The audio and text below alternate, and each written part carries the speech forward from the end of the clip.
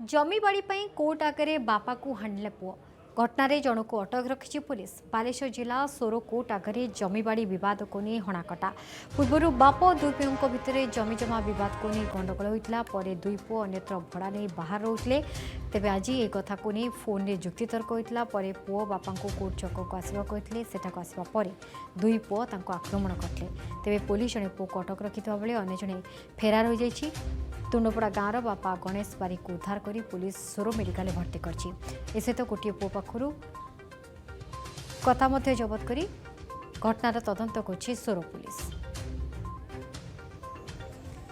गयाधर रही आम साथ गयाधर ये कथा पढ़ाई पचारिया भी खराब लगुच कि सामान्य जमी जमा को नहीं माने पुओ बापा को हत्या कर कौन घटना केतले घटना घटला पूरा घटनाक्रम कौन रही गयाधर? देखो नीलिमा जो भाव में घटना घटी ये सभ्य समाज एक कलंकित अध्याय हम निश्चित भाव में सामान्य संपत्ति जे पुओ योजनाबद्ध भाव में बाप को आलोचना करने कोर्ट छक को डाकी उभयों मध्य बचसा होता। बाप को हाणापी कटुरी हाणापी पछई नथिला ए स्वार्थपर पुओ जो भाव ये दृश्य आसी निश्चित भाव में पर अंचल ही चकित कर समाज एक निश्चित भाव में दुर्भाग्यजनक कथा जे तुंडपड़ा ग्रामर जो गणेश बारिक दुई पुओ थिले एवं दुई पुओ तांकर बापा सहित बचसा भड़ा घरे रोते। गणेश बारिक गाँव में रोते किभली भाव में तांकर समाधान हो पार तेणु दुई पुओ बाप को कोर्ट छक को डाकी किभली समाधान हम किभली भाव में जो संपत्ति को भाग बंटा हो पार या भितर उभयों मध्य बचसा होता दुई पुओ एवं बापा मध्य दुई पुओ ही आक्रमण करते बापा को कटुरी हाणापी पछे नथिले जो गुरुतर ही गणेश बारिक एवं सोर मेडिकल एवं गुरुतर अवस्था बालेश्वर स्थानांतर होती। घटनास्थल सोर पुलिस पहुंची जन को थाना को नहीं अटक रखी जन को एवं अन्य जन पुओ फेरार अच्छा।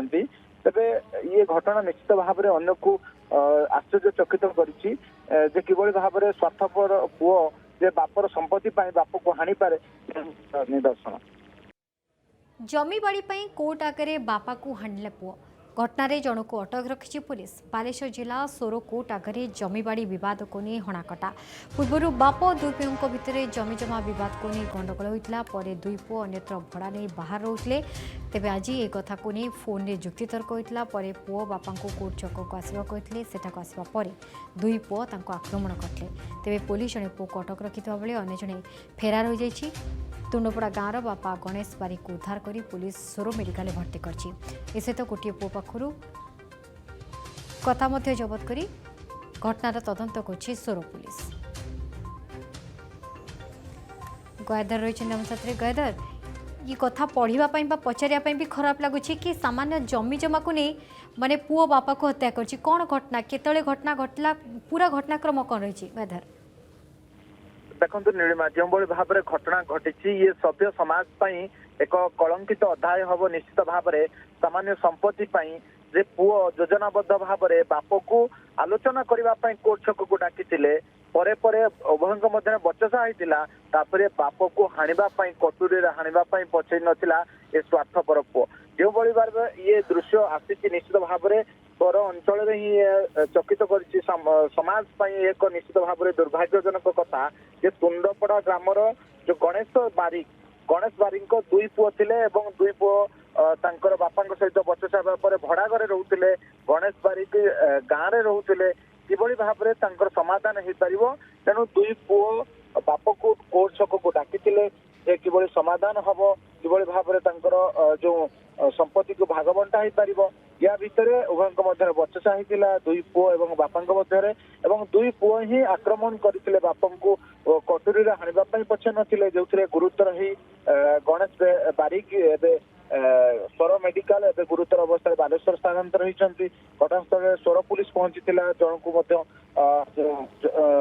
थाना को नहीं अटक रखी जन को एवं अन्य जन पुओ फेरार अच्छा। तेरे ये घटना निश्चित भाव में अन्य को आश्चर्यचकित कर किभली भाव में स्वार्थपर पुओ जे बापर संपत्ति बाप को हाणी पारे निदर्शन।